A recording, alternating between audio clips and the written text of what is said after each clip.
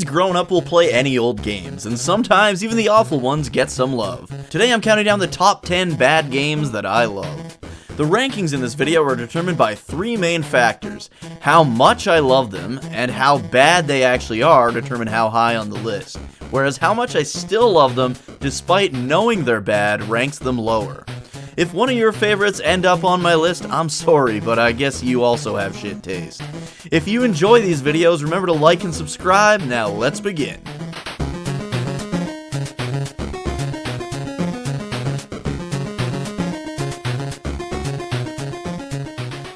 Number 10.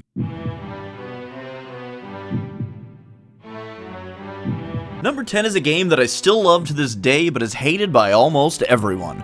Final Fantasy VIII is often treated like the black sheep of the franchise, and compared to other bad entrants in the series like Final Fantasy II or even 13. Final Fantasy VIII was the first one I played since the first game on the NES, and is the first one I played when I was old enough to understand what was going on. I love breaking the game using Triple Triad and the Junction system, and I enjoy the story, world, and characters as well. The Ragnarok is probably my favorite airship of all time. I do understand the hate it gets though. Squall is just a moody lone wolf wannabe, and the plot and Junction system isn't for everyone. Because of how much I still actually like this game, it's sitting way back at the number 10 spot on the list.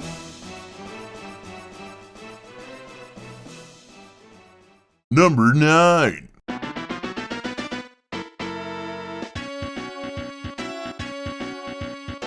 This is another one that everyone just assumes you hate if you're a fan of the franchise. Mega Man Soccer is hated by most and enjoyed by few.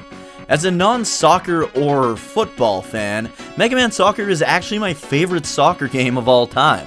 I definitely liked it a lot more as a kid, but still get some enjoyment out of it today. The gameplay is fairly slow and mundane, but being able to play as Proto Man and a shit ton of my favorite robot masters makes it worth playing, even if it's just for a little bit. It even has Anchor, a lesser-known boss from the Mega Man Game Boy game, as one of the characters. As much as it sucks, Mega Man Soccer is still a labor of love for the fans, so it stands strong at number 9.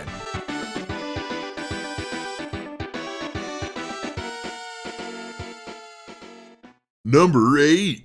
No such thing as fate for those who speak. Okay, now we're getting into some games where I kinda still like them today, but I absolutely loved when they came out.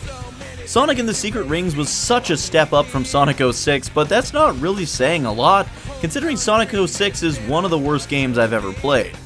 Developed for the Wii, you control Sonic using the Wiimote turned sideways like a bicycle. The controls are super weird, but they do work. You do like this weird thrusting tackle with the controller in order to do your homing attacks and jerk it up to jump up. Despite being a mess to play, the game's concept is fairly interesting. Sonic gets sucked into a book about the Arabian Nights and has to take out this evil genie who's erasing everything. The biggest issue is that it feels like there's only about 4 stages that you just have to keep playing over and over again. Dodge Viper Sonic was cool as fuck though, not gonna lie. 7 rings in hand, wild with just one single hand. Number 7.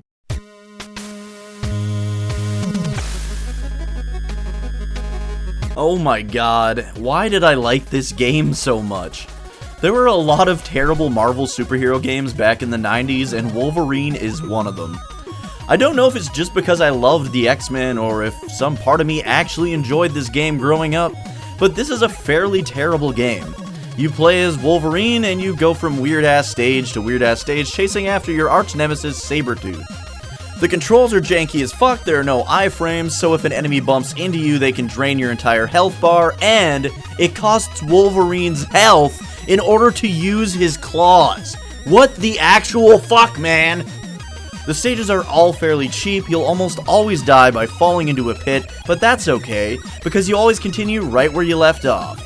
You get to fight the odd boss, but even those are underwhelming as hell. For Magneto, you just punch a force field while he dances to Thriller, and the Sabretooth fight just involves you punching him until he falls off a cliff to his death. All in all, there are worse games, but Wolverine is just super bland and uninspired, so it deserves its place at number 7. Number 6.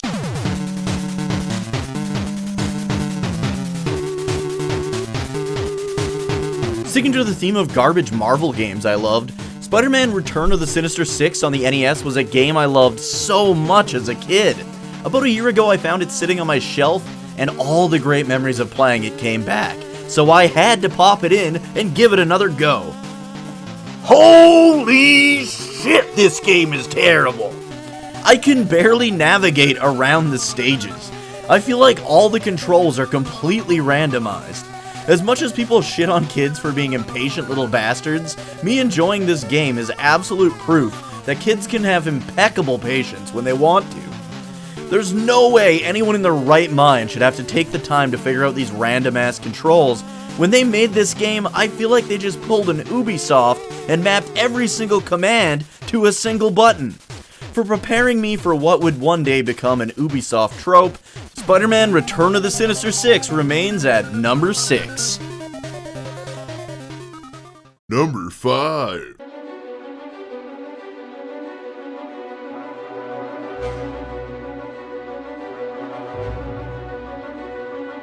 I spent so much time enjoying The Phantom Menace as a kid. Like, I loved this shit stain of a game. I remember just punching in the level select code and going around killing everything in Mos Eisley over and over again. Maybe this means I was a fucked up kid, but if there's another thing this teaches me, is that deep down I knew this game was shit. Why else would I have memorized the level select code? I could have just played the game and worked my way to Mos Eisley, but no. Even 12-year-old me secretly hated this game and just wanted to murder everyone in it in cold blood. You're a no good killer! Yeah? Well, you're a no good game. Number 4.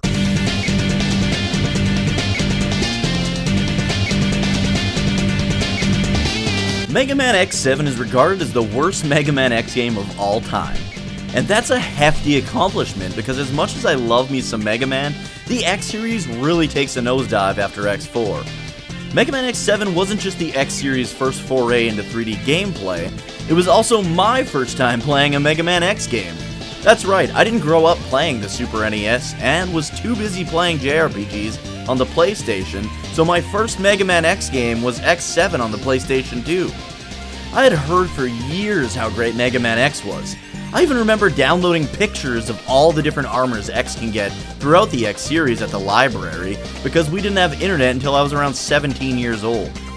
Everything I had known about the Mega Man X games was so cool and badass, so I had to get myself the latest in the series, and I loved it! I don't know if I just felt like I had to love it because of all the good things I'd heard about the series, or because of how much I loved classic Mega Man, but yep, I loved this game. Its terrible stages, controls, and even characters didn't turn me off of this absolute dumpster fire of a game. And you know what the worst part is? In a weird, comical B-movie kind of way, I still kind of like this game. Burn to the ground! Burn to the ground! Burn! Burn to the ground! Burn to the ground! Burn to the ground! Burn to the ground! Burn to the ground! Number 3.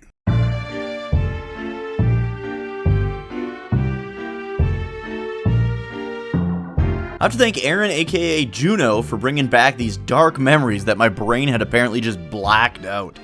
Bubsy 3D wasn't even supposed to be in this video, not because I didn't love it as a kid, but because the game is so damn bad that I actually completely forgot it existed. The game controls like shit, sounds like shit, and looks like shit, but I played it a lot as a kid. The only reason it isn't ranked higher is because I love these next two entrants much more than I ever did Bubsy 3D. Can you believe it? Now, what would a platform game be without platforms? Number 2.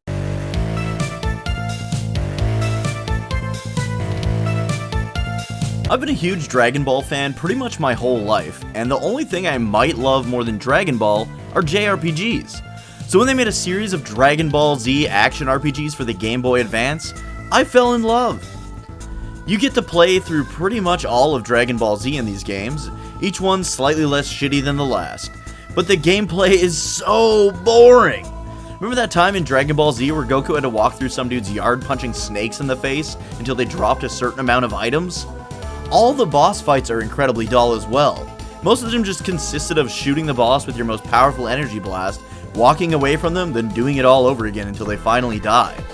The further into the series you get, the more characters you get to play as, but it's all the same bullshit throughout all 3 games, and I honestly don't know how I had the patience to actually beat all of them. For being the dullest Dragon Ball experience of my life, the Dragon Ball Z Legacy of Goku series earns its place near the top of the shit heap at number 2. Number 1.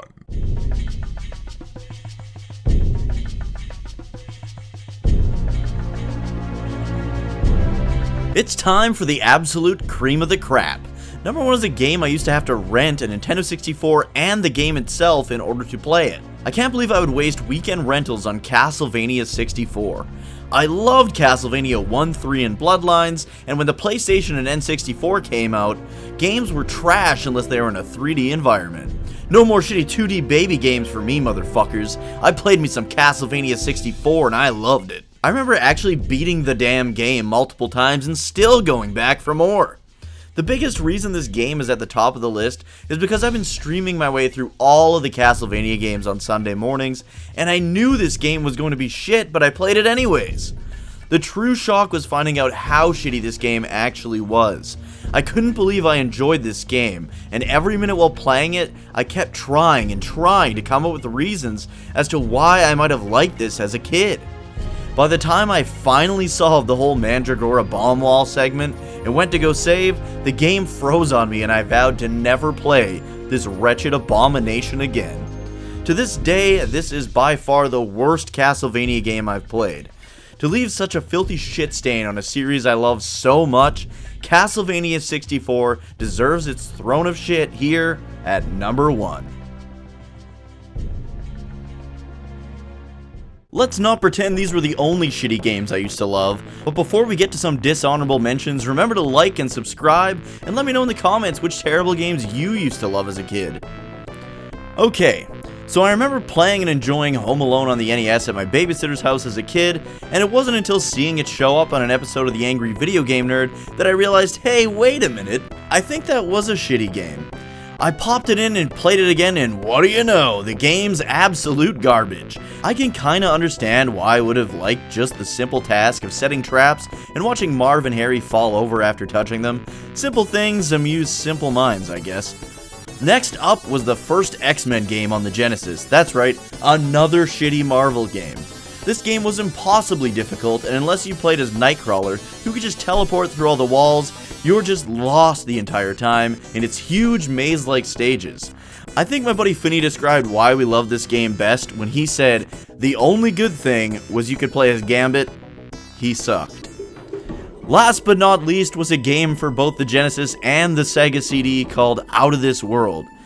It was one of those weird-ass 16-bit platformers with realistic physics. You had this goofy-looking run animation and had to jump over cliffs and avoid this shadowy black shit. I think we just liked it because the movements were OMG so realistic back in the day. But other than maybe the story, these games have nothing enjoyable to offer. Thank you guys for watching this video. I hope you enjoyed it as much as I enjoyed making it.